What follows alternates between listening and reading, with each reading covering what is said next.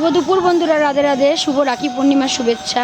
তো দিদির বাড়িতে এসেছি, দিদির বাড়িতে দেখো ঢুকছি। চলো, দিদি আজকে হরিনাম দিয়েছে বাড়িতে, তো আমাদের সবার নিমন্ত্রণ দিদির বাড়িতে। চলো ঢুকি।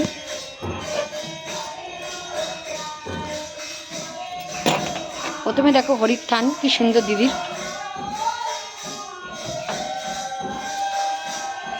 পুরো গাছে গাছ ভর্তি, কি সুন্দর। ওপরে হরিনাম হচ্ছে, সবাই আওয়াজ শুনতে পাচ্ছ। চলো ভেতরে প্রবেশ করছি দিদির বাড়িতে।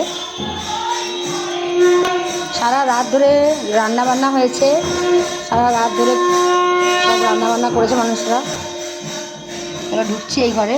এই ঘরেই সবাই রান্না বান্না সব রাখা হয়েছে, আর গোপালের ভোগ ওপরে নিয়ে চলে যাওয়া হয়েছে।